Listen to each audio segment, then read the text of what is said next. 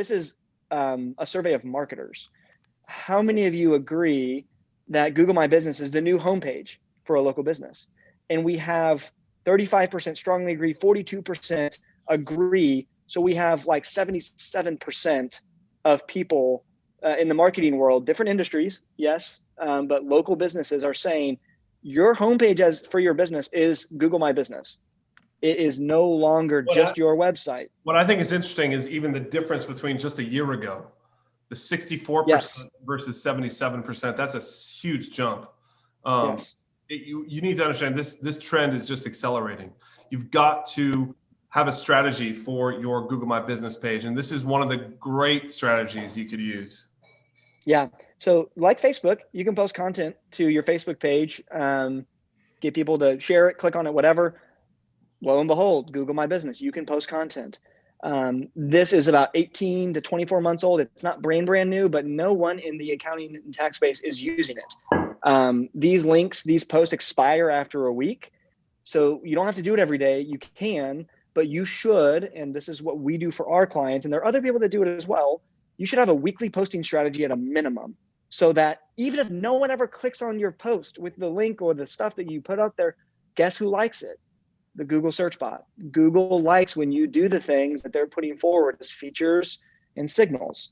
Here's what happens when you do Google My Business posting. Photos. That counts. Sorry, go on. Yes. Yeah. Well, and that's exactly what I was about to get into is this little graphic here is our clients' photos from Google My Business, how much they get viewed. When we started posting for this client, his photo views on Google My Business went up 278%. I think this was over 9 months. So those are impressions. They're not phone calls, but you need that's the very top of the funnel is just impressions that will filter down to engagement and phone calls and appointments. Let's talk about reviews for a second, because reviews are important more than anything on kind of two fronts. They're massively important for rank.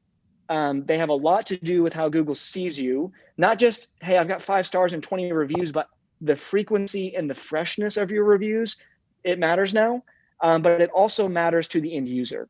Now, so if we get you, go ahead, Nate. This also impacts your website showing up. Yes. What this slide is actually talking about is your reviews impacts the non-local show up of your content.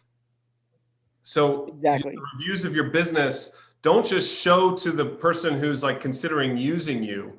They actually impact your rankings for your content. Right. Google is using reviews as this signal to control a lot about how you show up. And so it matters to them. But here's an example of a client we have. Who are you going to call if you're a prospect in this area? This is that top part of a search page. You've got the top 3 businesses. I did this from a desktop, so the option to call them is not there. But if you did this from your phone, you can get directions, you can visit their website, you can click call. You're probably going to pick the guy who's got 64 reviews and a 4.7 star rating. Now, this is an extreme example, but a lot of your markets that you guys are in do not have people with anything more than 2 to 5 reviews, and maybe one of those guys has a perfect 5-star rating. So not only does this matter to the back-end search engine, how they rank you, but when it comes to the dogfight of this top 3 on page 1, if you get there for a competitive keyword, it's not a guarantee you're going to get the calls if you're like guy number 2 or 3 on this list.